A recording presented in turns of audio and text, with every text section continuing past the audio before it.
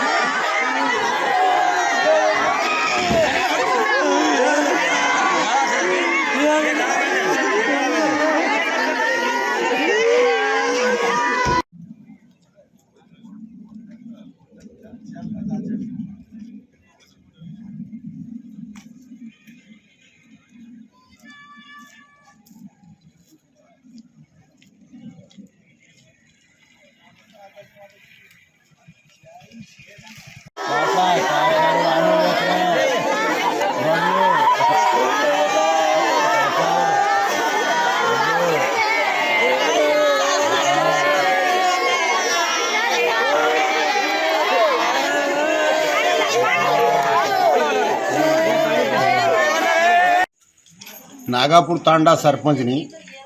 మా ఈ విలేజ్ నుంచి సంగారెడ్డికి వాళ్ళ తలతండ్రి పిలగాన్ తలతండ్రి రుక్కిబాయి సంతోష్ సంగారెడ్డి బతికేనికి పోయినారు. ఘోరంగా పరిస్థితి ఉన్నది. ఏదో విధంగా వానికి మంచి కష్టపడి చదివించిన దానికి వానికి సీట్ వచ్చింది. ట్రిపుల్ ఐటీలో సీట్ వచ్చిన దానికి 2-3 రోజులు వాడు పంపించి వచ్చిండు. మరి ఎలాంటి సంఘటన జరిగిందో మరి అది మాకు అంత అర్థం కాదు. మేము ఇక్కడనే ఉన్నాం, వాళ్ళు అక్కడనే ఉన్నారు. తల్లిదండ్రులు ఏడుచుకుంటా చెప్తే ఫోన్ నుంచి తెలిసింది. మళ్ళీ ఈడికెళ్ళి కూడా ఒక క్లోజర్ పంపి 10-20 మందిని పంపించిన. మళ్ళీ వాళ్ళు కూడా ఇప్పుడు అక్కడికి వెళ్ళి వస్తున్నారంట. మరి అది ఎట్లా జరిగింది మాకేం తెలియదు సార్. చాలా పేద పరిస్థితి.